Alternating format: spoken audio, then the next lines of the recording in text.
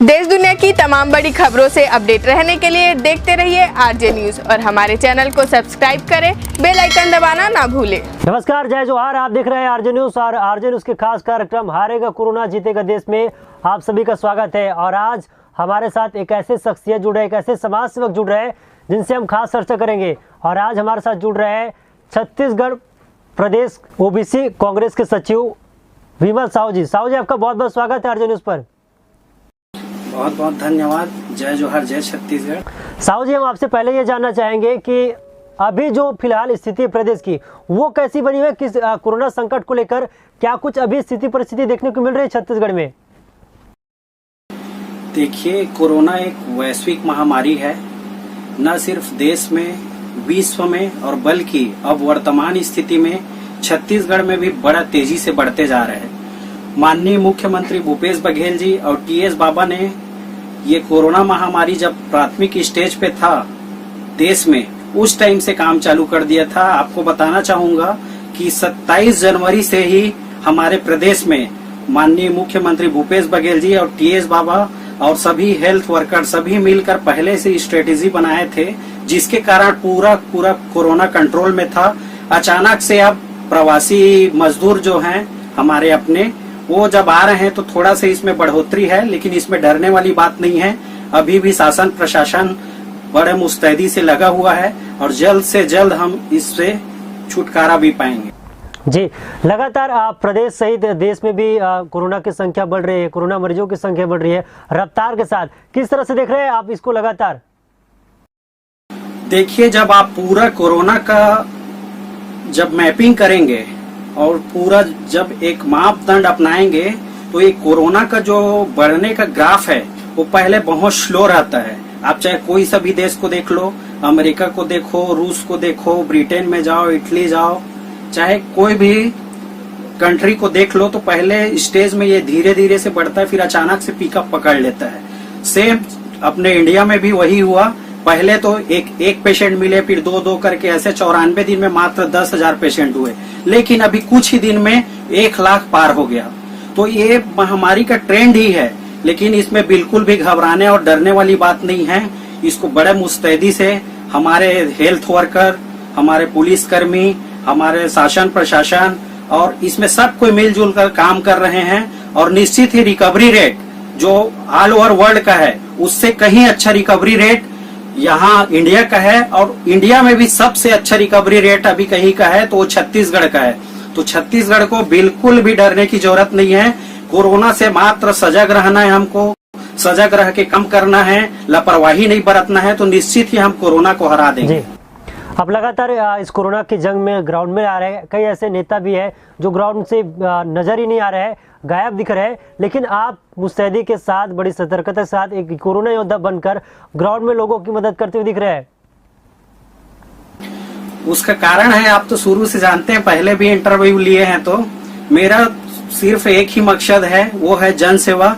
और मेरे को ये चीज करता हूँ तो अच्छा लगता है। जिस दिन अगर किसी के एक आदमी भी हेल्प नहीं कर पाऊँ सुबह उठने से रात के सोने तक, तो वो दिन मेरे लिए बेकार जाता है, अच्छा नहीं लगता।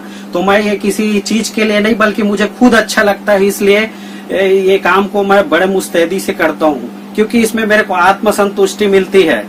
और अभी मैं देख रहा हूँ तो खासकर कांग्रेस के जो विधायक है बहुत अच्छा से काम कर रहे हैं। और हमारे सांसद दीपक बैज जी है जो बस्तर के, वो तो पूरा एक सीएम टाइप से अपने पूरे बस्तर को लेके बहुत बढ़िया काम कर रहे हैं। और जितने भी विधायक है आप खुद देख रहे हैं कि जमीन पे दिख रहे हैं। कांग्रेसी विधायक, बीजेपी के विधायक और सांसद तो दिल्ली में है या लगभग गायब है। बीच में रमन सिंह जी आए थे, एक दिन आए, उसके बाद वो गायब हो गए।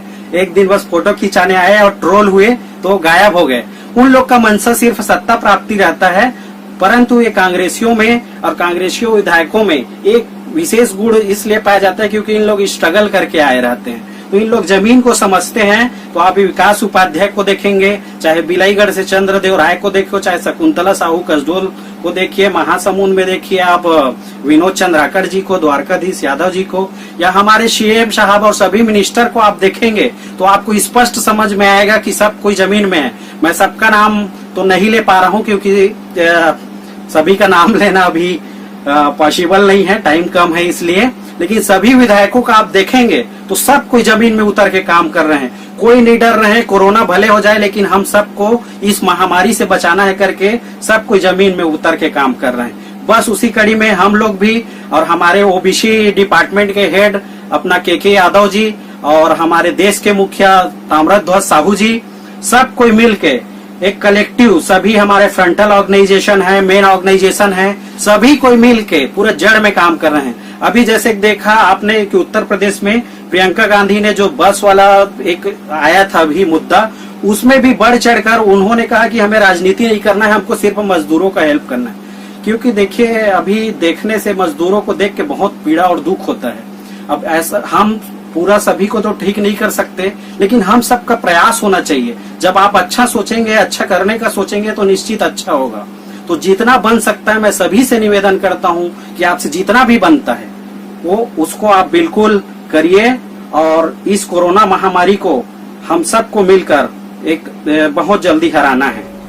निश्चित तौर पर पक्ष और विपक्ष दोनों मिलकर एकजुटता के साथ कोरोना की जंग में आ गया है और लगातार कोरोना की इस महामारी में लोगों को सजग कर रहे, जागरूक कर रहे हैं। विमल जी, मैं ये भी जानना चाहेंगे, अब लगातार बलौदाबाजार जिले में भी आपकी सक्रियता देखने को मिलती है, किस तरह से वहाँ पर स्थिति और परिस्थिति बनी है और क्या कुछ वहाँ पर एहतियात बरती जा रही है, लोगों को किस तरह से हेल्प किया जा रहा है, तो ये सब भी हम जानना चाहते हैं आपसे।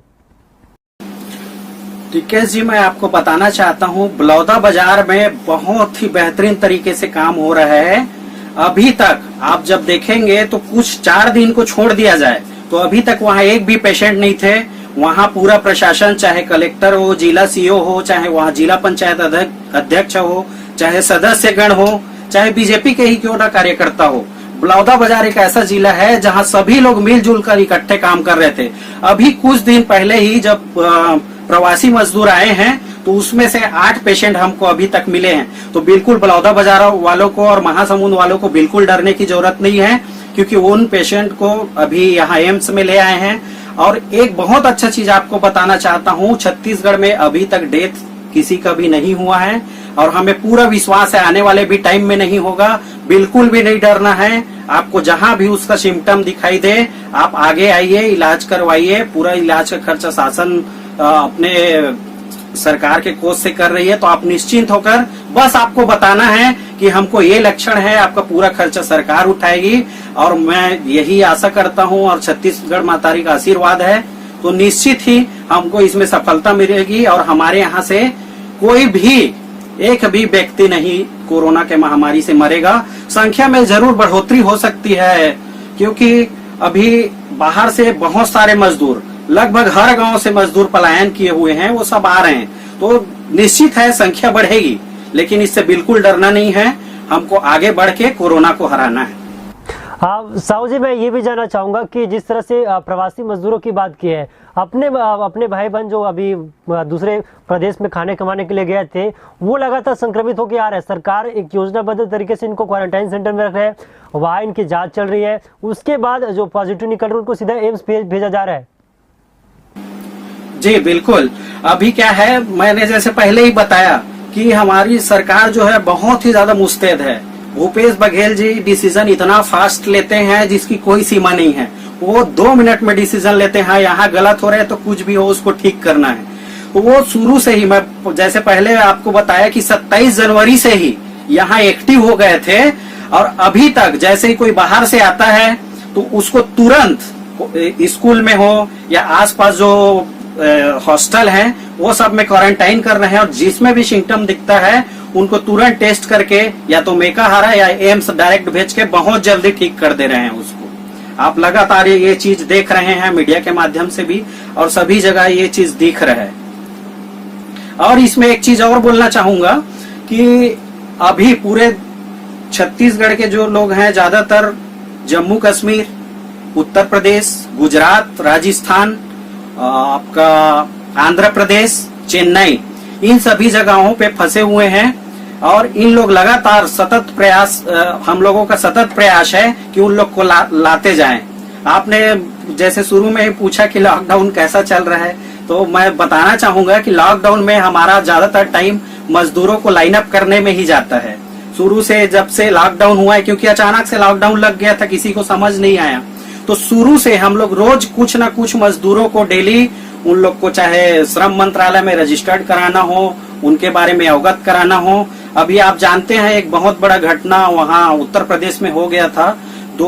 एक परिवार वहां से निकले हुए थे साइकिल से, और वहां से निकले ही थे कि 10-20 किलोमीटर में ही उनका एक्सीडेंट हो गया और दोनों दंपत्ति मारे गए, और उसमें सिर्फ उनके 2 बच्चे बचे। मैं सीएम साहब को अवगत कराया इस बात पे, तो उन्होंने त्वरित एक्शन लेकर विदिन 10 मिनट वो डायरेक्ट तुरंत मुख्यमंत्री सहायता कोष से 5 लाख रुपए की राशि जारी किए हैं, और बच्चे को आगे का फ्यूचर को देखते हुए भी आगे उनके लिए करने का प्रयास करेंगे करके आश्वासन दिए हैं, और 5 लाख को तो त्वरित सहायता दी है। तो ये एक जागरूक नेता के बारे में, और एक जो जमीन से जुड़ा होता है वही नेता समझ सकता है कि वास्तविक धरातल पर क्या हो रहा है। हवा हवाई वाली बातें हमारे यहाँ खासकर छत्तीसगढ़ के नेताओं में ये बिल्कुल नहीं होता है। विमल जी, बात करें पहले तो आपकी सक्रियता के लिए साधुवाद कि आप लगातार जो लोगों की समस्या वो सरकार तक पहुंचा रहे हैं, उनका निराकरण भी करा रहे हैं। बात करें क्वारंटाइन सेंटर की, तो क्वारंटाइन सेंटर कई ऐसे हैं जहां पर मजदूरों के द्वारा हंगामा किया जा रहा है, या फिर कई ऐसे समस्या सामने आ रही है जिसको एक विकराल एक कहीं ना कहीं विपक्ष है वो सरकार पर निशाना साध रही बार बार। अब विपक्ष का तो काम है अपना विरोध करना, लेकिन उन लोग भी जानते हैं कि पूरे प्रदेश में और मतलब इंडिया में देखा जाए और छत्तीसगढ़ में देखते हैं तो जमीन आसमान का अंतर है। यहाँ क्या है, शुरू से ही मजदूरों को चाहे बाहर पहुंचाना हो, मजदूरों का ध्यान रखना हो, या जो बाहर से आ रहे हैं उन लोग को क्वारंटाइन करके अच्छे से स्कूल, हॉस्टल, कॉलेज में रखना। अब थोड़ा बहुत ऊपर नीचे होता है, वो वहाँ क्या है, जनरली मैं आपको जमीन की बात बता रहा हूँ। जब लोग अपने गांव पहुंचते हैं तो वो सोचते हैं कि हम क्वारंटाइन सेंटर में रहने के बजाय हम अपने घर में जाके रहें।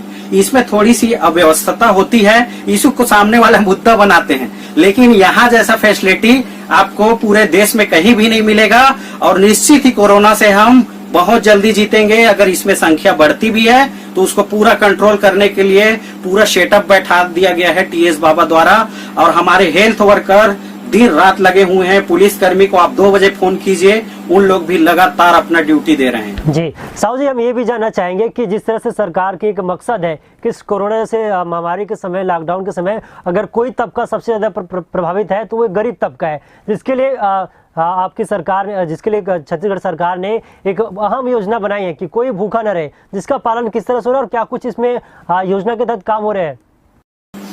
बिल्कुल, ये तो इतना सुंदर योजना है टिकेश जी कि आपको मैं बताना चाहूँ तो आप खुश हो जाएंगे। पहले ऐसा रहता था कि कोई भी महामारी आने से लाखों करोड़ों लोग एक साथ मर जाते थे। अब अभी वर्तमान स्थिति में अगर सही तरीके से चावल और जो सामान्य डेली यूज की चीज है वो अभी मजदूरों को नहीं मिलता तो इस महामारी भी में पूरे भारत देश में करोड़ों लोग मारे जाते।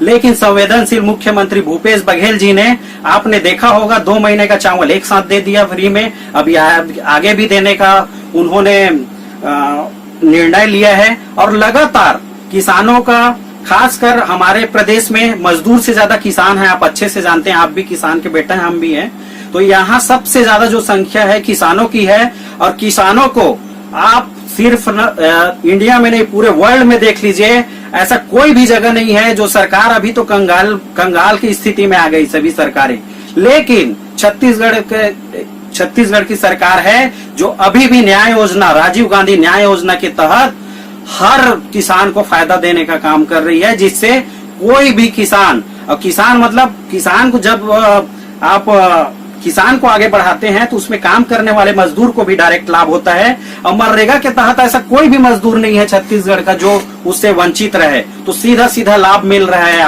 आप देखेंगे, एनालिसिस करेंगे तो बाकी भारत के सभी स्टेट एक साइड तो छत्तीसगढ़ एक साइड। विमल जी, आप लगातार सरकार की योजनाओं के साथ संलिप्त रहते हैं। हम ये भी जानना चाहते हैं आपसे कि किस तरह से राजीव गांधी किसान न्याय योजना ग्राउंड धरातल पर दिखेगी और किस तरह से लोगों को फायदा पहुंचेगा। एकदम बहुत बढ़िया प्रश्न। राजीव गांधी अपना जो किसान योजना है, ये एक ऐसा योजना है जिसका परिकल्पना राजीव गांधी जी ने किया था। उनका फर्स्ट मोटो था कि जब किसान अच्छा रहेगा तब देश अच्छा रहेगा। सबसे ज्यादा राजीव गांधी जी किसानों से प्रेम करते थे। सेम भूपेश बघेल जी का भी वही हाल है। सबसे ज्यादा किसानों को प्रेम करते हैं, चाहे वो शुरू में कर्जा माफी का हो, चाहे उसके बाद बोनस देने का हो, और अभी 5700 करोड़ का पूरे सभी किसानों के अकाउंट में डायरेक्ट जाएगा। यही तो सबसे बड़े अच्छा चीज है टिकेश जी। आप जब ध्यान से देखेंगे कि आपको अगर मैं टिकेश जी को भेजता हूँ 5000 तो सीधा सीधा उनके अकाउंट में जाएगा, 1 रुपया भी इधर उधर नहीं जाएगा, और सभी रजिस्टर्ड 19 लाख किसानों के खाते में डायरेक्ट सीधा कैश बेनिफिट मिलेगा। किसान तुरंत जाके निकाल सकेगा। इससे अच्छा और दूरदर्शी सोच हो ही नहीं सकता। इसका मुख्य कारण है कि भूपेश बघेल जी खुद किसान परिवार से आते हैं और किसानों के दर्द को समझते हैं। कई लोग इसमें आलोचना भी करते हैं बीजेपी वाले। उनका कहना है कि किसानों को बस दे रहे हैं, किसानों को बस देते हैं और बाकी मीडियम फैमिली को ज्यादा ध्यान नहीं दिया जाता, ऐसा उन लोग आरोप लगाते हैं। परंतु ये निराधार है। उसका कारण बता रहा हूँ कि आज आप हैं, मैं हैं, आज जिंदा हैं, बात कर रहे हैं तो किसानों की वजह से हैं। आज पूरा फैक्ट्री दुनियादारी सब बंद हो चुका है। आज किसान का उपजाया हुआ धान, चावल, गेहूं, उसी के बदौलत हम जिंदा हैं। तो हम किसान को मजबूत करेंगे तो हमारा व्यापार अच्छा होगा, व्यापारी वर्ग अच्छे से रहेंगे, प्रशासनिक अधिकारी, कर्मचारी सब अच्छे से रहेंगे, सब कुशल मंगल से रहेंगे। तो जहाँ किसान मजबूत होगा तो प्रदेश मजबूत होगा, प्रदेश मजबूत होगा तो देश मजबूत होगा। इस सिद्धांत पे काम करते हैं। साहू जी, मैं आपसे ये जानना चाहूंगा कि इस कोरोना काल में आपका अनुभव कैसे रहा, क्योंकि आप लगातार ग्राउंड स्तर में काम किए, लोगों से रूबरू है, लोगों का कितना आपको सहयोग मिला, ये भी महत्वपूर्ण रखता है। जी, अब ये तो बड़ा ही विकट परिस्थिति है टिकेश जी। इसके बारे में तो पहले कभी परिकल्पना नहीं किए थे कि ऐसा भी दिन देखना पड़ेगा। मैं बुजुर्गों से पूछता भी हूँ कि आपने कभी ऐसा देखा है, तो सिर्फ उन लोग बोलते हैं कि 100 साल पहले ऐसा इस टाइप का महामारी 200 साल पहले आया था, लेकिन ऐसा महामारी मैंने आज तक नहीं देखा है जिसमें पूरा विश्व एक साथ बंद हो गया हो। ऐसा कभी भी नहीं हुआ। पहले होता था कि कोई आंदोलन हो रहा है तो एक प्रदेश बंद होगा, देश बंद होगा, कुछ कंट्रीज बंद हो जाते थे, लेकिन पूरा विश्व बंद हो जाएगा ऐसा कभी नहीं सोचा था। और इस बीच बंद हुआ तो अचानक से जब 24 तारीख को पूरा संपूर्ण लॉकडाउन लगा तो मजदूर लोग फंस गए थे। तो वो जब अभी रिटर्न हो रहे हैं तो उनका दुख देख के इतना ज्यादा पीड़ा होता है कि उसको मैं व्यक्त नहीं कर सकता। और मैं जितना हो सकता है उतना सहायता करता हूँ। हम लोग सब कोई मिल रहे हैं, आपसे भी निवेदन है, आप लोग भी लगातार दिखा रहे हैं, सबसे जो बन पा रहा है वो कर रहे हैं। लेकिन इससे दयनीय और बदतर स्थिति नहीं देखा। फिर भी हमें इस चीज से डरना नहीं है और कोरोना से लड़ना है, कोरोना को भगाना है। हाँ साहू जी, एक अहम सवाल है, क्योंकि जिस तरह से लगातार प्रदेश में कोरोना मरीजों की संख्या बढ़ रही है, इसको आप किस तरह से देख रहे हैं, कैसे एनालाइज करेंगे इस पूरे कोरोना जैसे युद्ध महामारी के समय ये वायरस को? बिल्कुल सटीक प्रश्न है आपका। कोरोना एक ऐसा वायरस है, जब इसका आप एनालिसिस करेंगे विश्व परिदृश्य में आपको पहले देखना पड़ेगा कि ये किस टाइप से अपने अपने देश में ये बढ़ा। तो सबसे पहले आप जानते हैं कि चीन में, चाइना में, वुहान शहर में आया, वहां कुछ पेशेंटों को हुआ, उसके बाद सीधा सीधा वो स्पीड पकड़ के 80-84 हजार लोगों को हो गया, लेकिन उसमें से 80,000 लोग ठीक हो गए। ठीक उसी प्रकार अमेरिका ने लापरवाही किया तो वहां आज मरीजों की संख्या 16 लाख के करीब हो गई है और पूरे दुनिया में 51 लाख के करीब वर्तमान में पेशेंट है। लेकिन आपको यह जानकर एक उसका पॉजिटिव साइड देखें तो ये जानकर आपको अच्छा लगेगा कि अभी भी हमारे देश में जो रिकवरी रेट है वो लगभग 40% है और छत्तीसगढ़ में तो 99% रिकवरी रेट था। अभी मजदूरों के आने के बाद बढ़ा है, फिर भी नहीं डरना है। और जब इसका आप एनालिसिस करेंगे तो बिल्कुल डरने वाली बात नहीं है। आपको फ्रंट में आना है, क्योंकि इसमें जरूरी नहीं है कि आपको कोरोना हो गया तो आप मर जाएंगे।